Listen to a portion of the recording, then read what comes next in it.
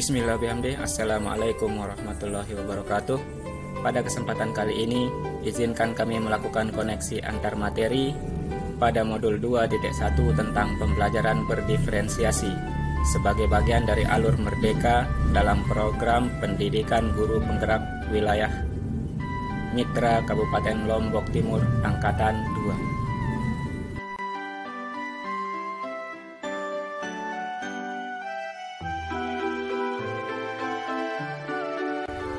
Kata different, jika diartikan ke dalam bahasa Indonesia, adalah berbeda. Jadi, pembelajaran berdiferensiasi yang dimaksud dalam modul 2.1 ini adalah bagaimana seorang guru mampu memberikan pembelajaran kepada semua siswa yang notabene-nya memiliki jenis perbedaan, mulai dari kesiapan belajar murid, minat dan bakat murid, serta profil belajar murid. Untuk mencapai merdeka belajar seperti yang digambarkan oleh Ki Hajar Dewantara, bahwa pendidikan haruslah berpusat kepada murid, dengan membantu murid untuk menemukan jati diri mereka dan mendorong mereka mencapai potensi terbaiknya, sehingga terciptanya murid-murid dengan profil pelajar Pancasila. Ada beberapa cara untuk menggali potensi ini. Salah satunya dengan pendekatan inquiry apresiatif melalui tahapan Bagja, di mana David Copprider menyatakan bahwa inquiry apresiatif dilakukan untuk menggali kelebihan-kelebihan yang dimiliki sebagai landasan untuk melakukan sebuah perubahan. Adapun Bagja sendiri adalah merupakan sebuah akronim dari sebuah rangkaian proses yang menggunakan paradigma inquiry apresiatif dalam melakukan perubahan yang berbasis kepada kekuatan yang dimiliki. Tahapan Bagja ini meliputi B. Buat pertanyaan utama sebagai penentu arah penelusuran terkait perubahan yang diinginkan. A. Ambil pelajaran. Ini dilakukan setelah pertanyaan utama disepakati. G. Gali mimpi bersama. Dalam tahapan ini, komunitas sekolah akan menggali mimpi sebagai keadaan ideal yang diinginkan. J. Jabarkan rencana untuk mencapai gambaran yang diinginkan. Dan A. Atur eksekusi. Tahapan ini akan membantu transformasi rencana menjadi nyata. Untuk melaksanakan atau mengimplementasikan pendidikan berdiferensiasi di kelas, terlebih dahulu seorang guru harus melakukan pemetaan. Yang pertama, kesiapan belajar murid. Kesiapan belajar murid adalah kapasitas seorang murid untuk mempelajari materi baru. Ada banyak cara untuk memetakan tingkat kesiapan belajar murid. Seorang pakar pendidikan bernama Carol N. Tomilson mengatakan bahwa merancang pembelajaran berdiferensiasi mirip dengan menggunakan equalizer pada sound system untuk mendapatkan kombinasi suara terbaik dengan menggeser tombol equalizer tersebut. Nah, saat kita mengajar, menyesuaikan tombol dengan tepat untuk berbagai kebutuhan murid akan menyamakan peluang mereka untuk mendapat materi, jenis kegiatan, dan menghasilkan produk belajar yang tepat. Yang kedua, minat murid. Seperti yang kita ketahui, murid memiliki minatnya sendiri-sendiri. Ada yang minatnya di bidang seni, sains, matematika, olahraga, dan lain sebagainya.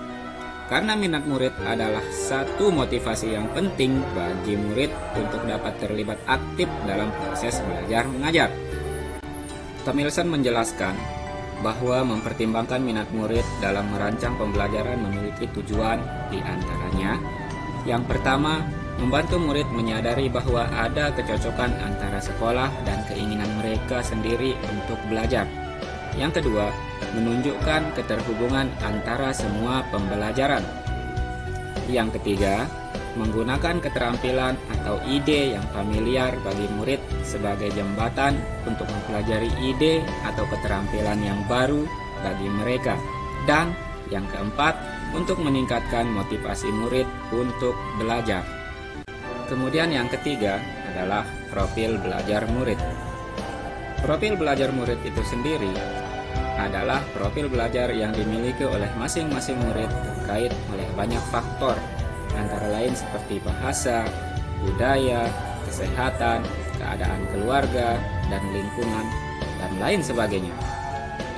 Menurut Tomlinson, profil belajar murid ini merupakan pendekatan yang disukai murid untuk belajar, yang dipengaruhi oleh gaya belajar, gaya berpikir, kecerdasan, budaya, latar belakang, dan lain-lain. Tujuan dari pemetaan kebutuhan belajar murid berdasarkan profil belajar murid ini adalah untuk memberikan kesempatan kepada murid untuk belajar secara natural dan efisien. Dalam menerapkan pembelajaran berdiferensiasi, diperlukan setidaknya 3 gagasan utama, yakni diferensiasi konten, diferensiasi proses, dan diferensiasi produk. Yang pertama adalah diferensiasi konten. Ini adalah segala apa yang kita ajarkan kepada murid. Dalam mempersiapkan hal ini, yang perlu diperhatikan adalah kesiapan belajar murid, minat belajar dari masing-masing murid, dan profil belajar yang melekat pada diri masing-masing. Kemudian yang kedua adalah diferensiasi proses, di mana segala upaya yang dilakukan agar murid dapat memahami atau memaknai materi pelajaran yang diberikan. Hal ini bisa dilakukan dengan cara melakukan kegiatan berjenjang, menyediakan pertanyaan pemandu, membuat agenda individu untuk masing-masing murid, menyediakan variasi waktu, dan melakukan pengelompokan yang fleksibel. Kemudian yang terakhir adalah diferensiasi produk, di mana diferensiasi produk adalah hasil unjuk kerja yang dapat diraih oleh siswa dengan ketentuan yang telah disepakati. Hal ini bisa dilakukan dengan cara memberikan tantangan dan variasi, dan memberikan pilihan tantangan yang ingin diselesaikan oleh murid.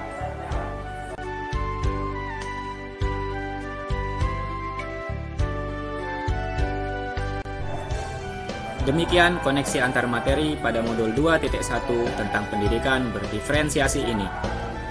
Semoga melalui program pendidikan guru penggerak ini, kita mampu membawa perubahan dalam dunia pendidikan di Indonesia ke arah yang lebih baik. Salam Guru Penggerak.